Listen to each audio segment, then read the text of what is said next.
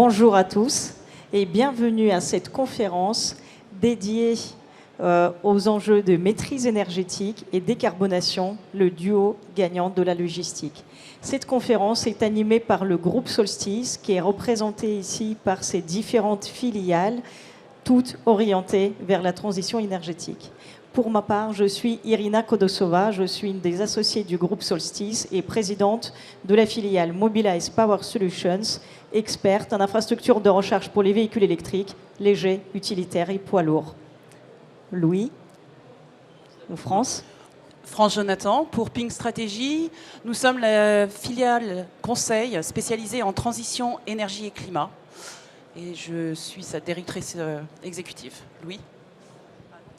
Bonjour à tous, Théo Leclerc, je suis responsable de la BU Smart Energy System, qui est le nom de la solution qui a été développée par le groupe Solstice pour faire du pilotage énergétique et mettre en musique toutes les briques production-consommation sur un site logistique par exemple. Et je suis Louis Siran, comme Irina, un des 5 associés du groupe Solstice et directeur général de Solstice, filiale sur l'activité photovoltaïque. Voilà, donc rapidement, groupe Solstice, donc vous l'avez compris, c'est 5 métiers complémentaires au service de la transition énergétique. 80 millions d'euros de chiffre d'affaires, un peu plus de 200 personnes, 8 agences, 5 en région, 3 en région parisienne, qui nous permettent de mailler le territoire national dans son ensemble. Et je vais commencer donc en vous parlant du contexte. Pour maîtriser sa transition énergétique, il faut évidemment savoir dans quel contexte on évolue. Le contexte, il est globalement favorable, avec des perspectives, le réchauffement climatique tout d'abord, un contexte aussi économique très lourd, avec la guerre en Ukraine, l'inflation, l'explosion du prix de l'électricité l'année dernière pour beaucoup d'entreprises. Au premier plan aussi un contexte réglementaire très dense avec tout un faisceau d'obligations qui s'accumulent année après année pour les entreprises. Le décret tertiaire qu'on renomme aujourd'hui éco-énergie tertiaire qui oblige les entreprises à économiser leur énergie d'ici 2030. La loi d'accélération pour les énergies renouvelables, la loi climat et résilience, les obligations de solarisation pour les toitures, pour les parkings, tout ça crée un certain nombre de défis. La loi également ZAN contre l'artificialisation des sols et aussi d'autres obligations qui se déclinent sur la partie mobilité électrique. Irina? Alors effectivement, en ce qui concerne les enjeux de décarbonation de flotte, là encore une fois, les entreprises doivent faire face à un cadre réglementaire qui se durcit progressivement. Parmi les points les plus importants à prendre en compte, c'est premièrement l'obligation d'introduire les véhicules propres pour toutes les entreprises de plus de 100 véhicules dans leur parc. Actuellement, ce taux de renouvellement est porté à 20%. Il sera à près de 70% d'ici à 2030. Donc 70% de tous les renouvellements annuels doivent se faire en véhicules propres. De la même manière, une obligation pèse aussi sur les parkings, sur le foncier, à savoir qu'à partir de janvier 2025, tous les immeubles seront soumis à l'obligation d'équiper au moins 5% des places de stationnement avec des bornes de recharge pour les véhicules électriques. Bien évidemment, ces projets s'anticipent. Et puis, de manière plus large, les entreprises, et notamment dans les métiers de la logistique, doivent anticiper les contraintes qui s'appliquent progressivement sur toutes les zones à faible émission, les ZFE. Bien évidemment, côté constructeur, l'offre s'élargit, se densifie, se complète pour permettre aux entreprises de disposer d'un panel large de véhicules électriques, aussi bien sur les segments véhicules légers, utilitaires, mais de plus en plus également sur la partie camion. Quels sont les risques et comment est-ce qu'il mieux s'est préparé, France? Merci Irina. Les risques, c'est que cette multiplication d'exigences et de normes que vous voyez, elle va continuer, elle va s'intensifier et elle s'accompagne aussi de nouvelles exigences qui sont non normatives, qui sont des exigences que vous allez avoir de vos parties prenantes, clients, instances de financement, assurances. qui vont se traduire par des augmentations de primes ou par des augmentations ou de la difficulté à avoir des financements si vous ne répondez pas à un certain nombre de critères supplémentaires. Donc c'est complexe et évolutif. Et la fausse bonne idée, c'est de se dire on va attendre de voir ce qui se passe pour commencer à traiter les sujets au cas par cas. Pourquoi c'est une fausse bonne idée? Déjà parce que plus on attend, plus la marche est haute. Et ensuite parce que si on ne définit pas une vision globale et long terme, en fait on va mener plusieurs petites actions qui vont potentiellement pas dans la bonne direction ou qui vont se contredire les unes les autres. Donc il est vraiment crucial de définir un plan de transition. Un plan de transition avec des échéances dans le temps, avec une vraie durée, et d'anticiper les projets, les différents points de blocage qu'il peut y avoir. Les risques, ça va être quoi? C'est que vous allez vous retrouver avec des difficultés à avoir du capital, ou alors du capital qui est immobilisé, parce que vous avez investi dans un projet qui est bloqué pour des raisons administratives, ou qui est bloqué parce que vous n'aviez pas anticipé un problème d'infrastructure autre. Vous allez avoir donc difficultés de financement, accès au capital des banques ou de vos parties prenantes. Vous allez immobiliser du capital et vous allez avoir une image de marque aussi qui risque d'être floue en partant dans toutes les directions. Un peu plus compliqué de traduire quelque chose qui va convaincre vos clients ou les instances financières qui vous accompagnent de vous faire confiance. Ensuite, il y a un vrai risque de destruction de valeur. C'est-à-dire que vous allez faire un projet et puis 2 ans après, vous allez vous rendre compte que ce n'était pas le projet qu'il fallait faire. Globalement, on raisonne beaucoup en silo. Donc, je vais vous donner des exemples de silos. On va, un côté, raisonner sur l'énergie. Un côté, on va raisonner sur le carbone. Troisième, on va raisonner sur l'eau. Potentiellement, ces silos, ils sont contradictoires. On ne met pas en place une centrale hydrogène sur un lieu qui est en pénurie d'eau. Donc, il faut se poser la question de façon générale de au moins ces 3 critères, et certains d'entre vous en ont d'autres, pour faire ce plan de transition et s'assurer que chaque projet que vous allez faire, il bénéficie à l'ensemble de ces plans à l'ensemble de ces impacts et de ces ressources. C'est pour ça que le groupe Solstice développe des compétences d'experts dans chacun des domaines pour accompagner sur l'ensemble de ces risques. Voilà, donc devant ces risques, le groupe Solstice vous propose trois promesses majeures. La première promesse, c'est de représenter un expert technique dans chacun des domaines d'activité qui sont les nôtres. Le deuxième, ensuite, c'est la principale valeur ajoutée de notre organisation, c'est d'être une entreprise de gestion de projet. Donc c'est vraiment de gérer les opérations clés en main sur tous les métiers. Et justement, de vous accompagner avec des métiers complémentaires. L'étanchéité de toiture-terrasse, les installations photovoltaïques en toiture, les ombrières de parking, la recharge pour la mobilité électrique. Tout ça, voilà, c'est des métiers qui sont évidemment très imbriqués les uns aux autres. Donc on pense que c'est un modèle pertinent pour pouvoir vous proposer des solutions. Et évidemment, avant d'en arriver à ces solutions, il faut construire une stratégie. Et c'est donc Pink et France qui va pouvoir vous dire comment tout ça s'organise. L'objectif, là, c'est vraiment de se poser la question de quels sont vos enjeux à vous. Donc les enjeux économiques dans la logistique sont toujours prégnants. Il ne faut absolument pas les sortir de l'équation, sinon on revient à ce que je disais, fonctionner en silo. Mais il y a la stratégie d'impact environnemental. Donc typiquement, on peut parler carbone, on peut parler eau. Et puis surtout vos actifs immobiliers. La gestion du parc. Un actif immobilier, ça vieillit, ça devient caduc. Des fois, ça peut être rénové, des fois, ça doit être détruit. Des fois, il y a des enjeux locaux qui font que c'est encore plus complexe.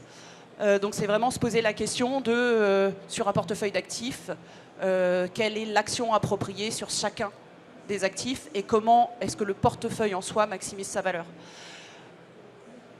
Dans cette approche, le groupe Solstice vous propose de s'adapter aussi à votre rythme, à la maturité que vous avez sur ces sujets. Ce qui est important, c'est d'avoir la vision à long terme et ensuite activer en même temps ou à tour de rôle les différentes briques. En ce qui concerne notamment le cas des infrastructures de recharge pour les véhicules électriques, anticiper, ça veut dire quoi? Ça veut dire se projeter à moyen, long terme sur l'évolution de vos besoins. Votre parc de véhicules légers, vos besoins métiers, qu'ils se fassent en véhicule utilitaire ou poids lourd. Et donc, même si vous installez à très court terme que les toutes premières bornes de recharge, eh bien, il faut que vos travaux, vos investissements anticipent et prévoient d'ores et déjà des extensions futures en termes de puissance, en termes de quantité. Sur la partie photovoltaïque et production d'énergie sur les bâtiments, on est capable par exemple de mettre des programmes de travaux assez différents, selon qu'il s'agit de programmes de rénovation sur des bâtiments existants, où Solstice se positionne comme un contractant général clé en main, et donc va non seulement prendre en charge la conception, mais aussi la rénovation des toitures pour les rendre PV ready, l'équipement, la réalisation de l'équipement photovoltaïque, éventuellement les équipements en recharge.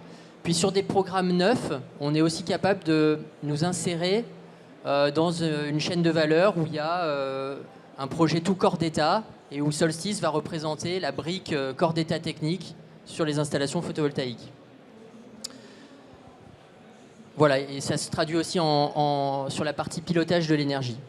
Oui, parce qu'enfin, quand on parle d'anticipation, on parle vraiment sur le long terme. La stratégie nationale bas carbone vise des objectifs jusqu'à 2050, avec notamment une électrification des usages, tant du point de vue général que plus particulièrement sur la partie transport. Tout ça, c'est un mix énergétique qui change, qui s'électrifie et qu'on a besoin d'aller maîtriser pour devenir maître de sa consommation et pour devenir surtout résilient par rapport à cette énergie qui, on l'a vu sur les dernières années, a tendance à faire un peu ce qu'elle veut, notamment au niveau des prix. Donc le but du jeu, c'est d'être capable de pouvoir piloter ses usages et pouvoir maîtriser la manière dont on a la main sur son mix énergétique, notamment en venant faire de la production d'énergie locale et en faisant en sorte qu'elle vienne vraiment matcher les besoins qu'on va avoir.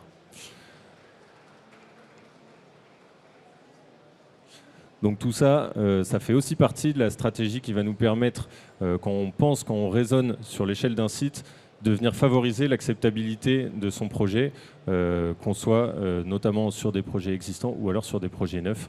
Et je laisse la main à France là-dessus. On sait aujourd'hui que la logistique est confrontée à un véritable enjeu d'acceptabilité. Notamment sur des questions d'artificialisation des sols, mais aussi bruit et nuisances. Il y a un certain nombre de freins sociaux qui font que lancer un nouveau projet ou même maintenir un projet peut être un problème.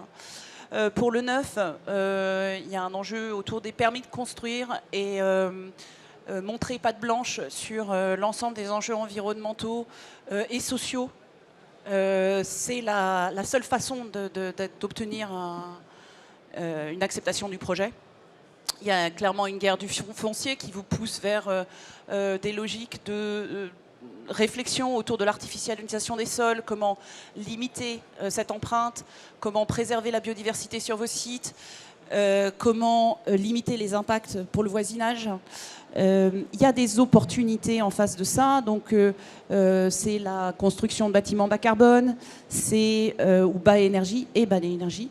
C'est la végétalisation, des corridors pour les animaux, la production d'ENR, c'est aussi l'intégration locale sur des projets qui peuvent être partagés avec d'autres sites industriels ou non industriels autour de vos entrepôts ou plateformes.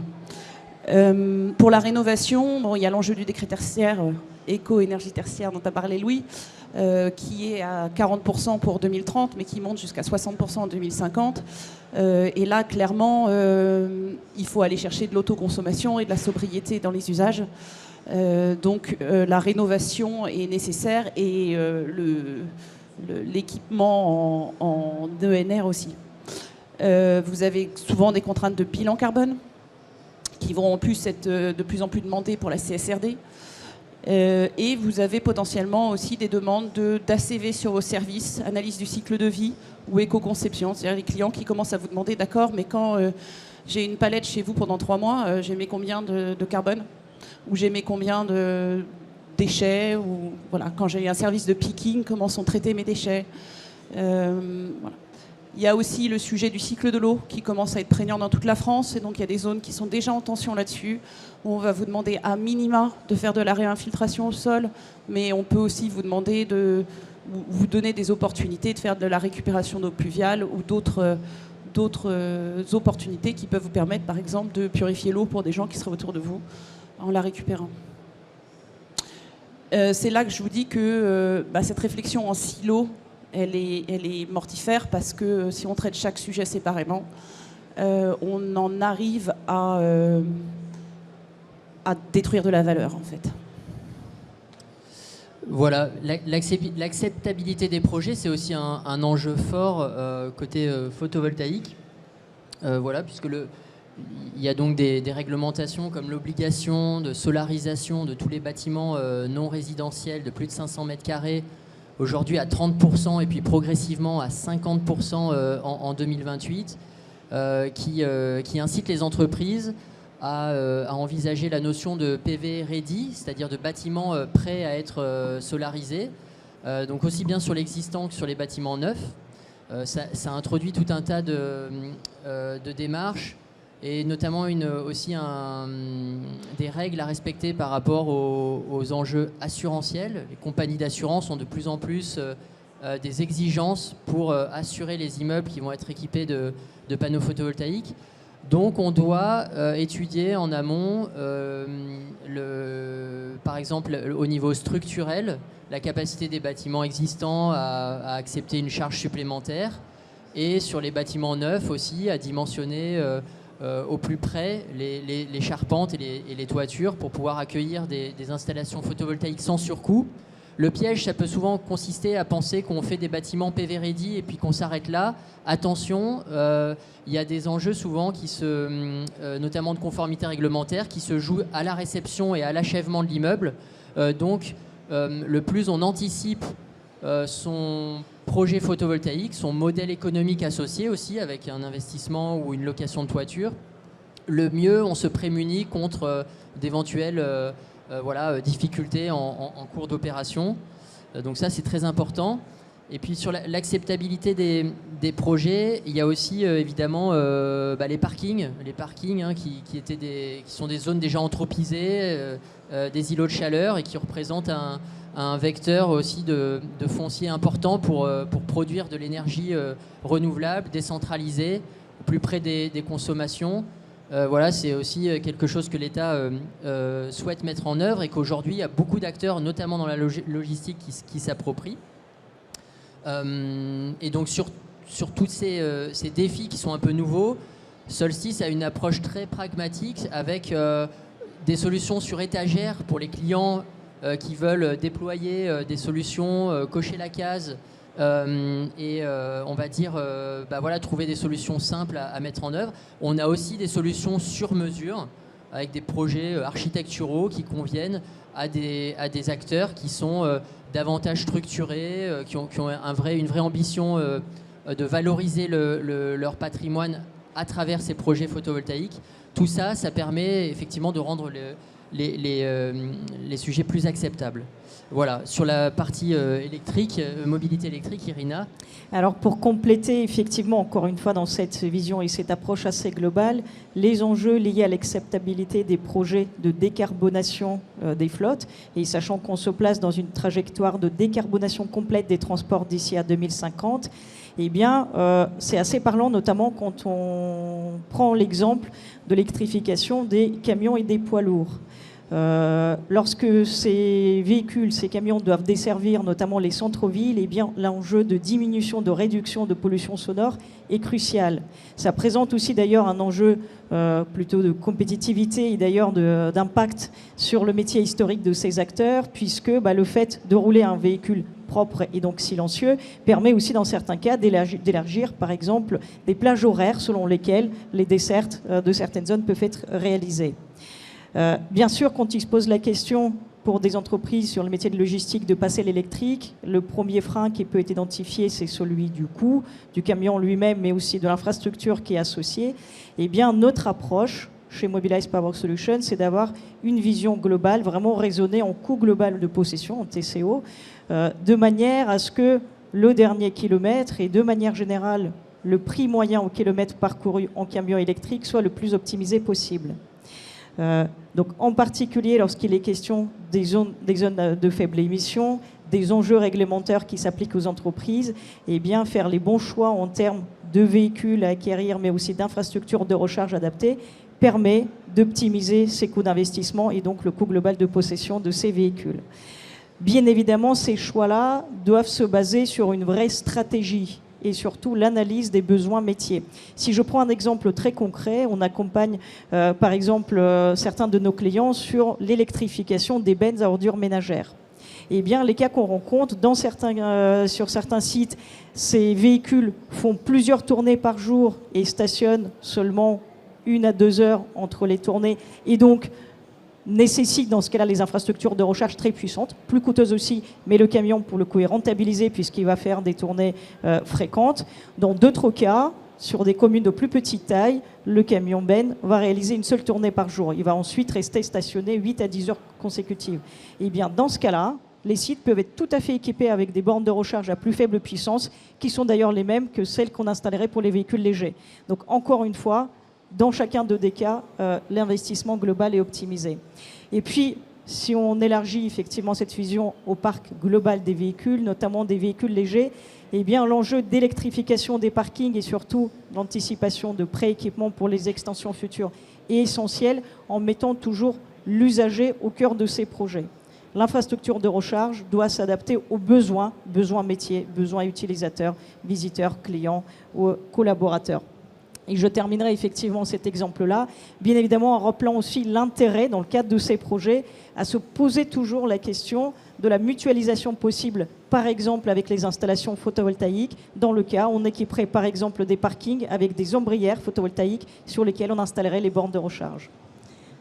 Théo, d'autres exemples ? Oui, je rebondis exactement sur les exemples que tu donnais, Irina. Quand on parle de l'électrification des flottes, par exemple, il faut tout de suite réfléchir à intégrer un certain nombre de contraintes, notamment sur la puissance électrique dont on va avoir besoin pour la recharge de tous ces véhicules. Alors, on fait d'abord attention à comment on réfléchit ça pour l'intégrer au mieux et sans surdimensionner. Mais n'empêche qu'on vient vite avoir des contraintes, notamment du point de vue réseau, dans des zones comme les zones d'activité où on est implanté sur des sites logistiques très classiquement et où le réseau va subir un certain nombre de contraintes, à essayer d'anticiper ça pour favoriser l'intégration de ces projets sur un réseau électrique qui va être de plus en plus sollicité.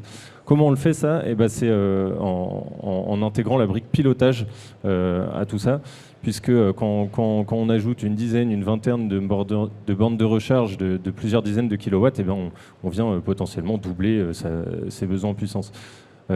Ça, c'est sur le volume global, mais si on maîtrise ça et si on fait attention à le piloter avec des outils comme Smart Energy System, pour le faire matcher avec la production solaire photovoltaïque sur site ou d'autres productions, et pour faire en sorte de lisser toutes nos courbes de production, on retrouve un site qui va finalement, du point de vue du réseau, avoir une activité qui est beaucoup plus lisse, beaucoup plus facile à intégrer pour les gestionnaires de réseau. Donc ça, c'est des choses qui sont valorisables aussi bien du point de vue d'Enedis, le gestionnaire de réseau, mais aussi en interne quand on fait de la gestion d'un site, puisque ça va nous éviter potentiellement, par exemple, des coûts de raccordement, des extensions, une restructuration de notre architecture électrique, pour intégrer une puissance nécessaire pour la recharge des véhicules électriques qu'on va pouvoir lisser avec par exemple une brique stockage. Et là je fais référence à la dernière partie sur l'autonomie.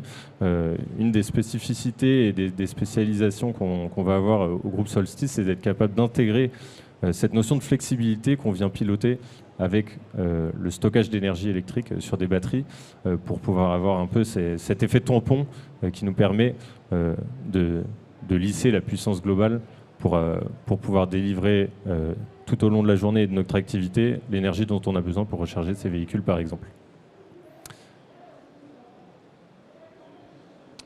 Bon, vous avez compris de ce que vous disent mes collègues qu'on est, au sein du groupe Solstice, très attaché à mettre la bonne réponse au bon moment. Et comment on définit la bonne réponse ? On la définit en fonction d'un besoin, qui est celui d'aujourd'hui, mais qui est aussi celui de demain et d'après-demain. Et qui peut être celui d'un site, mais qui peut aussi être celui d'un portefeuille de sites ou portefeuille d'activités. Pourquoi ? Parce que quand on a un portefeuille, s'il y a quelqu'un qui a une très bonne idée et qui décide de solariser une toiture sur un site Y et qu'il immobilise son capital pour le faire, potentiellement, il empêche d'autres sites ou d'autres activités d'avoir accès à ce même capital pour un projet qui serait plus pertinent. Donc c'est vraiment de réfléchir à l'échelle des portefeuilles, de la durée de vie résiduelle des équipements, des opportunités ou de la planification que vous avez pour une rénovation, pour une vente, pour une construction neuve. Donc vraiment de venir s'intégrer dans les schémas directeurs des entreprises pour arriver ensuite à prioriser les investissements de la façon la plus optimale et la plus juste. Donc chez Solstice, notre principale valeur ajoutée, c'est de vous apporter un point d'entrée unique qui permet de gérer correctement, efficacement la relation client et ensuite de décliner nos offres de services au plus près de vos portefeuilles d'agences, d'entrepôts, de plateformes sur tous les territoires avec les mêmes méthodes, les mêmes process, la même qualité de service. C'est hyper important. On a une culture très forte de la gestion de projet et donc on organise notre travail sur toutes les agences qui disposent localement de toutes les compétences du groupe, un bureau d'études interne avec plus de 25 personnes, des équipes de chefs de projet, des équipes de pause et de montage en propre et bien évidemment aussi des équipes de maintenance, exploitation. Puisque ce déploiement, il passe aussi par la mise en place d'outils de pilotage, de gestion de l'énergie. Théo, si tu peux nous en dire un mot. Ouais, c'est une des clés pour accompagner la transition énergétique d'un site, c'est d'avoir un système qui soit capable d'être évolutif. Toutes les briques, production, consommation, pilotage, on les ajoute pas d'un coup, on va les intégrer au fur et à mesure dans son process. On va d'abord investir sur ce qui est le plus intéressant, ce qui a le plus d'impact. Et donc ça, c'est important de le réfléchir de manière anticipée et évolutive en disant chaque brique qu'on ajoute, elle doit être interopérable et elle doit s'intégrer dans un écosystème qu'on va pouvoir piloter de manière globale. Donc ça veut dire utiliser des bandes de recharge qu'on va pouvoir intégrer à notre réseau et gérer avec un outil de supervision et de pilotage pour les intégrer en les faisant matcher avec la production solaire par exemple. C'est un des aspects que nous on priorise vraiment chez Solstice pour pouvoir être capable de grandir au fur et à mesure des investissements et de la transition en allant chercher de plus en plus loin sa décarbonation. Notre objectif également, c'est que cette transition énergétique et puis de manière plus large le cadre réglementaire qui l'encadre ne soit pas synonyme de coûts trop lourds ou en tout cas d'investissements non optimisés. C'est la raison pour laquelle, alors au-delà effectivement de vous aider de faire les bons choix et mener ces projets de manière optimale, on s'adapte aussi à votre manière de fonctionner en ce qui concerne les investissements associés. On n'a pas de parti pris à ce sujet. Les clients qui souhaitent investir et posséder ces infrastructures, qu'il s'agisse d'infrastructures de solutions photovoltaïques, de recharge, voire de stockage, de pilotage énergétique, bien évidemment, ces projets peuvent tout à fait être financés en CAPEX sur les budgets d'investissement. Si le client souhaite alléger ces budgets, on peut aussi proposer des solutions de financement qui peuvent aller, dans certains cas, jusqu'au montage de type tiers investissement, où le groupe Solstice et différentes filiales va porter les investissements associés, les risques associés, en mettant à disposition de nos clients des solutions énergétiques de production d'énergie, de stockage, de recharge de véhicules électriques, pouvant aller, par exemple, jusqu'à la facturation de la recharge des camions kilowattheure. Voilà, Irina, tu m'as un peu devancé, mais donc nos engagements, c'est effectivement pas de parti pris sur les modèles économiques associés au projet. Ça, c'est une dimension vraiment très importante, j'insiste là-dessus, parce que chaque modèle a des avantages et des inconvénients. Donc les projets d'énergie sur les actifs immobiliers sont souvent des CAPEX, des sommes très importantes. Pas forcément la priorité stratégique d'investir votre argent dans ces projets coûteux. On vous en explique les avantages et les inconvénients et après on vous accompagne pour choisir justement investissement ou pas investissement. Ensuite, notre deuxième engagement, c'est donc le conseil. Ça découle de ça. C'est aussi un conseil indépendant parce qu'on travaille avec vraiment la plupart des des technos, des produits, des fabricants du marché, que ce soit sur les IRVE, mais aussi sur les solutions photovoltaïques. Il y a beaucoup de produits, il faut faire très attention voilà, aux certifications, aux assurances.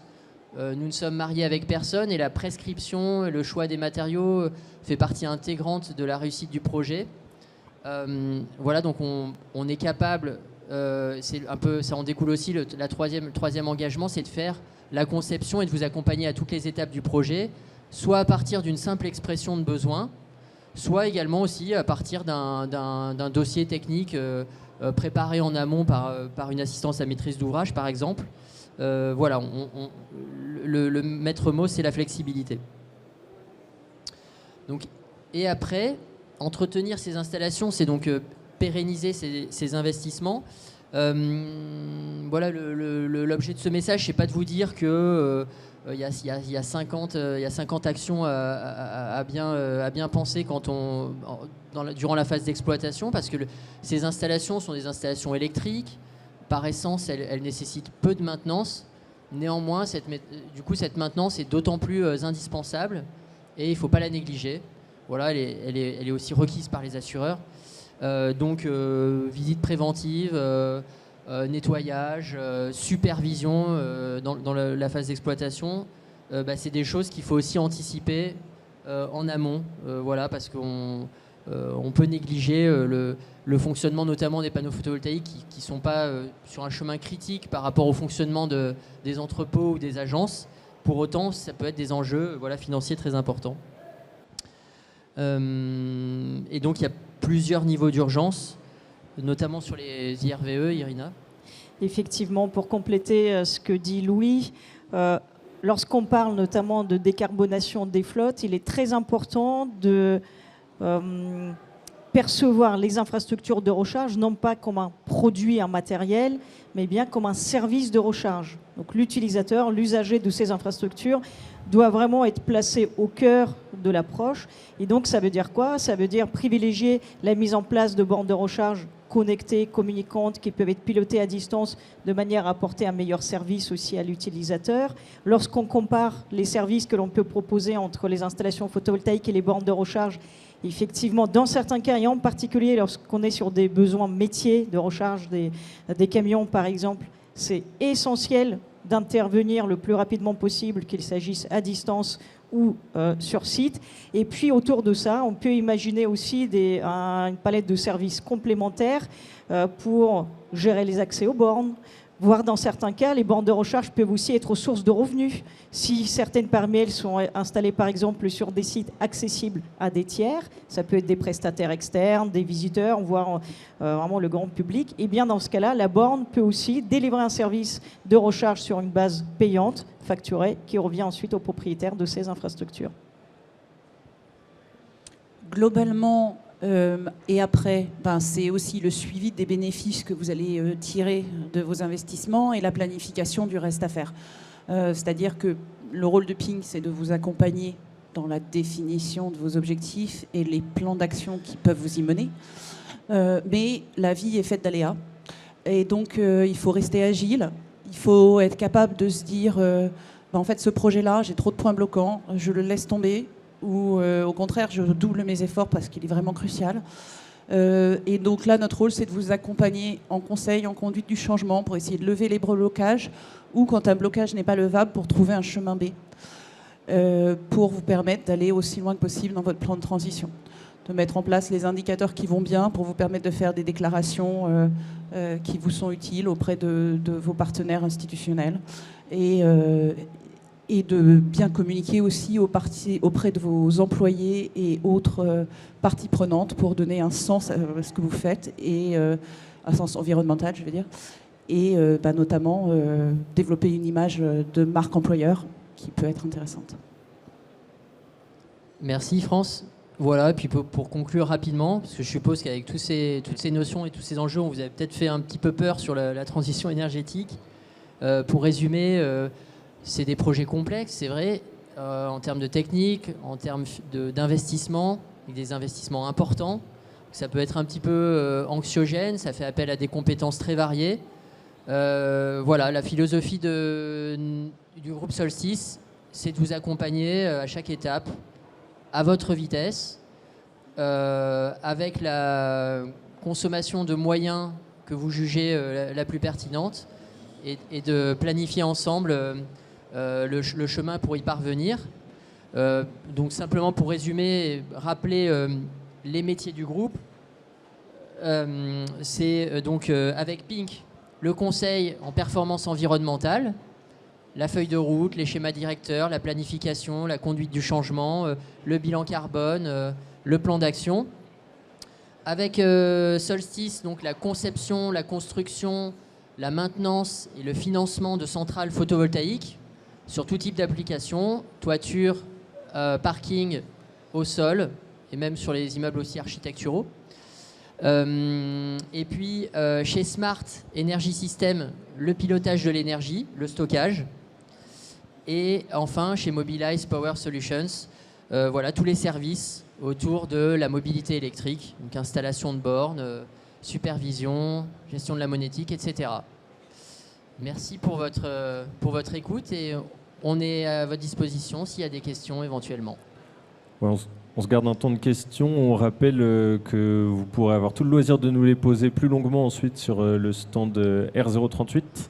Et puis là, voilà, on prend d'abord les questions et si on n'a pas tant que ça, on prendra le temps de développer un petit cas d'application sur le temps qui reste.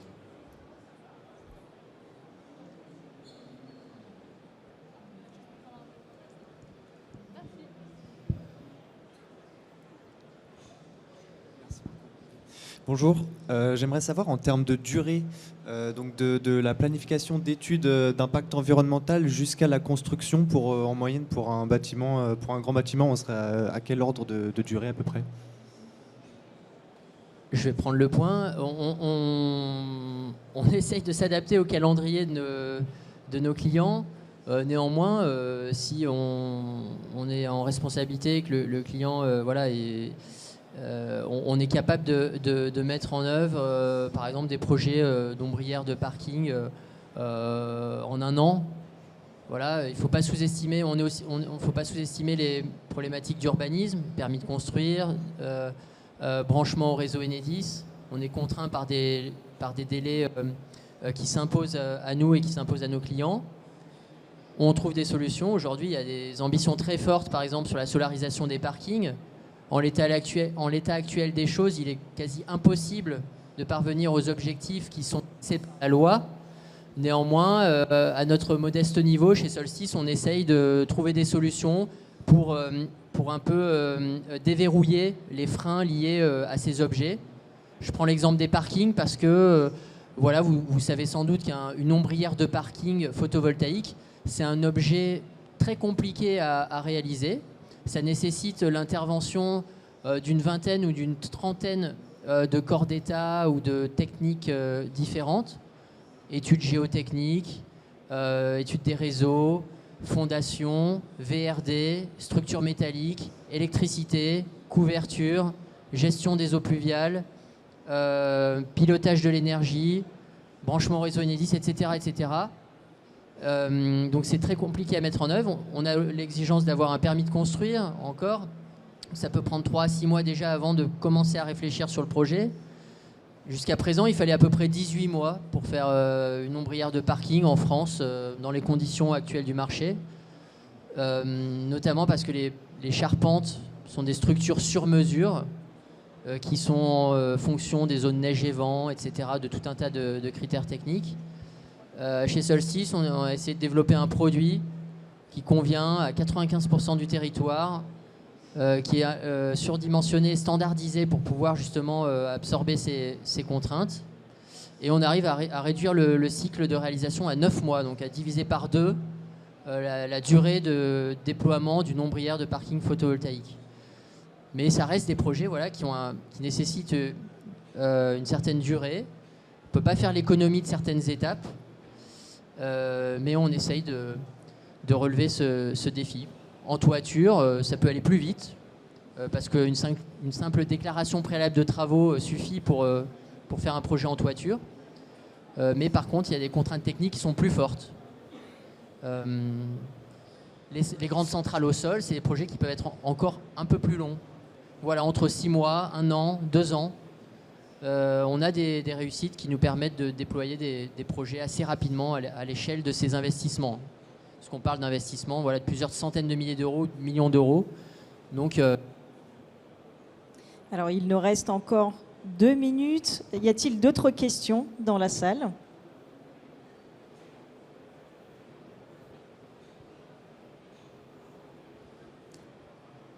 Eh bien, s'il n'y a pas d'autres questions, dans ce cas-là, on vous remercie pour votre attention, votre participation à cette conférence. Et on serait ravis de vous accueillir sur notre stand situé à l'emplacement R038. Merci beaucoup et très bon salon. merci.